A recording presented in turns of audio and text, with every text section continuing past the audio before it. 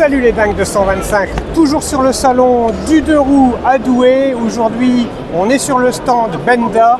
Il y a vraiment de quoi faire parce qu'il y a vraiment des magnifiques machines à filmer. Vraiment, il y a de quoi faire.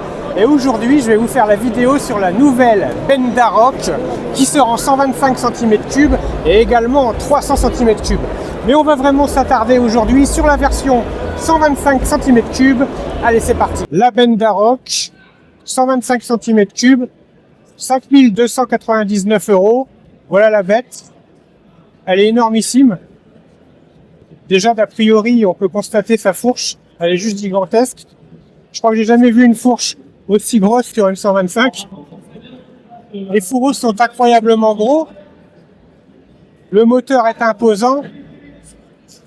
Faut dire que c'est un V2, donc ça en impose. La particularité de ce moteur, c'est incroyable, il a 8 soupapes. Donc c'est quand même quelque chose de conséquent sur une 125. Et là ici pour la vidéo, le vendeur m'expliquait qu'elle est sérigraphiée 300 cm3, mais que en fait la 125 cm3 c'est la même, exactement la même.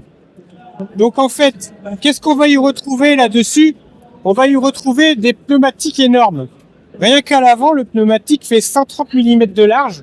On est sur un pneumatique qui normalement équipe les motos à l'arrière. Donc c'est juste gigantesque. À l'arrière, le pneumatique, quant à lui, fait 150. Donc en fait, on est sur une monture en pneumatique relativement bien équilibrée, ce qui fait qu'on a une moto gigantesque, imposante. Elle en impose, je crois que c'est la moto en 125 la plus grosse, avec la Yosung GV125X que j'ai vue jusqu'à présent. Donc c'est juste impressionnant en envergure. Il suffit de regarder un petit peu l'assise avec ici son 6 bar, juste énorme. Alors nous avons décidé de monter la moto en jante 16 pouces. Pourquoi? Parce que ça assoit la moto en fait. Ça permet d'augmenter le flanc de pneu, un flanc de pneu énorme sur une petite jante. Et ça donne du style à la moto, ça lui donne de l'envergure. Particularité de cette moto, c'est une moto qui n'a pas de transmission par chaîne. Elle est en full courroie, c'est-à-dire que, au niveau de l'entretien, c'est minimisé. Il n'y a pas de graissage particulier à apporter à cette moto. Au niveau du freinage, du frein à disque pour l'arrière, on est sur un frein à disque diamètre 240 mm sur un étrier simple piston. À l'avant, au niveau du freinage, on est sur un disque de frein de 300 mm, disque de frein circulaire, ajouré sur un étrier 4 pistons. Cette moto embarque un système de freinage CBS. On n'a pas l'ABS encore sur cette machine, mais néanmoins le CBS est bien présent. On a un très beau débattement aussi au niveau des tubes de fourche. Et tubes de fourche qui émettent 41 mm. Au niveau du moteur, un moteur assez exceptionnel puisqu'on est en présence d'un bicylindre en V aux 8 soupapes. C'est assez exceptionnel parce que peu de machines embarquent ce type de technologie. Ce moteur est en injection électronique et développe 14 chevaux à 8500 tours minute. Bien entendu, ce moteur est équipé d'une boîte 6 rapports parce que le concessionnaire m'expliquait qu'ils ont eu une commercialisation de cette Benda faite en boîte 5 rapports et maintenant, définitivement, la motorisation est équipée de boîtes 6 rapports.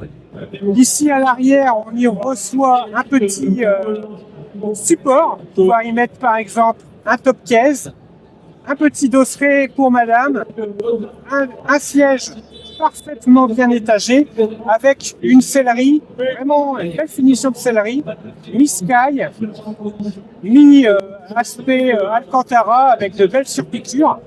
Donc vraiment une belle sellerie pour cette machine. Là où c'est impressionnant, c'est au niveau de son poids. Elle est annoncée à 170 kg sans les fluides embarqués, c'est énorme. Et tout fluide embarqué, plein compris, c'est vraiment une machine imposante et gigantesque. La hauteur de selle, quant à elle, a vraiment bien été étudiée, puisqu'ici, on est sur une hauteur de selle, de sellerie, de 72 cm. Ça veut dire quoi? Ça veut dire que n'importe qui peut embarquer sur cette machine, madame, monsieur, même si vous êtes de petite taille, vous pourrez la piloter. La contenance du réservoir est gigantesque, puisqu'on est en présence d'un réservoir de 17 litres. Cette machine, Sunbend Darroch, est annoncée à un Vmax de 120 km/h. Au vu de son gros poids, c'est assez impressionnant que ce moteur puisse emmener cette machine à 120 km/h. Je pense que c'est dû à son bicylindre en V, aux 8 soupapes, ultra performant. Niveau consommation, cette moto consomme peu. Elle a la consommation d'un chameau, puisqu'elle consomme 2,5 litres au 100 km. Et avec son réservoir de 17 litres, tu pourras prétendre à une autonomie d'environ 500 à 550 km. On aimera tout particulièrement en fait ces suspensions noir brillant, noir laqué à l'arrière, avec un très beau débattement également. Moi, j'affectionne tout particulièrement le style des jantes, puisque on est sur un rappel de jantes à la finition style rayonné, mais en fait c'est de la jante aluminium qui représente en fait pas tout simplement des rayons. C'est vraiment bien fait. Donc vraiment très jolie moto. Mais alors c'est l'avant qui impressionne. C'est impressionnant, le flanc de pneu quoi. C'est juste gigantesque. Cette fourche est énorme. Bien entendu, on est sur un éclairage full LED. Que ce soit au niveau des clignotants ou alors sur le feu central, on est en éclairage LED. Ce que je trouve sympa sur cette machine, c'est sa typologie au niveau du compteur et du guidon. On est vraiment sur un esprit américain avec un guidon vraiment large et quasi droit. Hein? On a vraiment une belle prise en main au niveau du guidon, très large, avec des rétroviseurs en bout de guidon en dessous des poignets. Je trouve ça stylé, je trouve ça sympa, c'est original.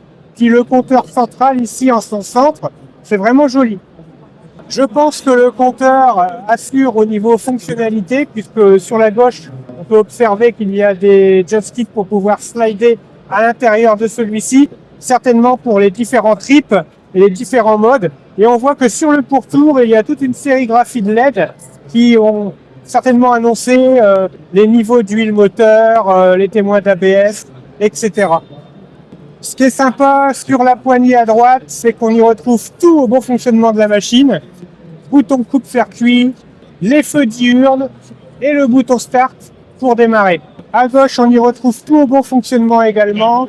Feu de croisement, feu de route, feu de détresse, warning, clignotant, klaxon, et sur le devant, le bouton passe. Ce qui est super sur cette moto, c'est l'échappement. En fait, il est juste gigantesque. Ils ont dimensionné l'échappement en fonction du gabarit de la moto, puisque quand on regarde bien, l'échappement il a été surcaractérisé. Ici, il y a un couvre-échappement pour gonfler, donner du style, donner de l'envergure à l'échappement. Et puis surtout, comme c'est un bicylindre, c'est que de chaque côté, on va y retrouver un tube d'échappement vraiment, vraiment bien pensé. Au niveau des pots d'échappement, comme je disais, ils sont dédoublés, vu que c'est un bicylindre, ils en ont sorti un de chaque côté.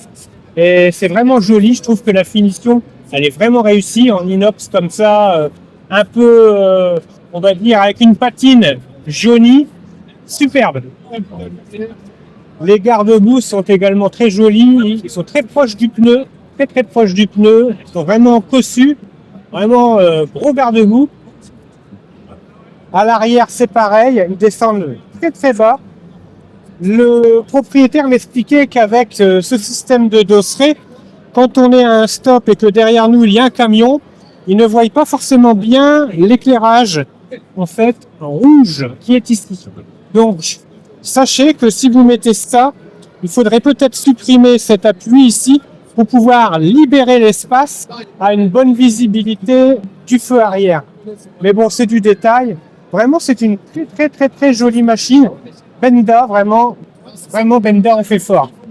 Voilà, j'espère que cette petite vidéo t'a plu. Si ça t'a plu, n'hésite pas à liker, à t'abonner. Regarde, ici, c'est quand même pas beau ça, franchement. Un salon comme ça, c'est du rêve, c'est du pain béni pour moi. Je te dis à très bientôt dans une prochaine. Bye!